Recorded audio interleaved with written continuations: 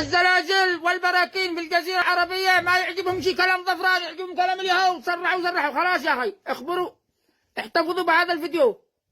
بعد الزلازل والبراكين في الجزيرة العربية ستنتقل الزلازل والبراكين إلى آسيا الوسطى، ثم إلى الهند، ثم إلى استراليا، ثم إلى أمريكا الشمالية وأمريكا الجنوبية، وبعدها إلى أوروبا. انتبهوا، هذا كلامي. إذا انتهت الزلازل والبراكين في الجزيرة العربية، هناك حدث كبير سيتم أثناء تعرض الجزيرة العربية للزلازل والبراكين.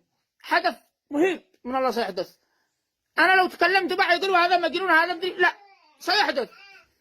سيحدث وسيظهر الله سنته، فلن تجد لسنة الله تبديلا ولا تحويلا. الله سبحانه وتعالى يقول لمحمد بن عبد الله.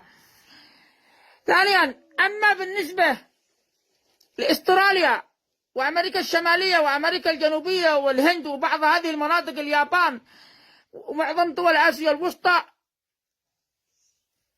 هذا ستكون معظم الأقطار غير صالحة للعيش. إذا أصيبت بزلازل وبراكين نهائيا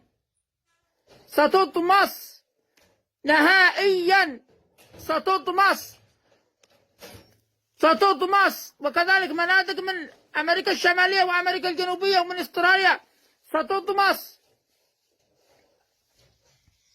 ستطمس. واحتفظوا بهذا الفيديو. بعد أن تصيب الجزيرة العربية بزلازل وبراكين عنيفة، أرحم الراحمين يقول لمحمد بن عبد الله: فلن تجد لسنة الله تبديلا ولا تحويلا. يفهموا كلامي هذا العلماء والتحاطيح والمفسرون والمؤمنون. عندها سيحدث حدث عظيم في الجزيرة العربية. بعد حدوث هذا الحدث ستنتقل الزلازل والبراكين إلى آسيا الوسطى جنبه، وتصيب معظم دول آسيا وأستراليا والأمريكيتين الشمالية والجنوبية، وبعدها وأوروبا.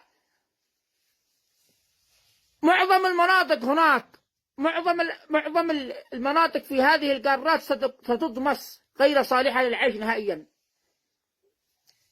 ولن تكون المنطقة صالحة للعيش إلا الجزيرة العربية وجزء من آسيا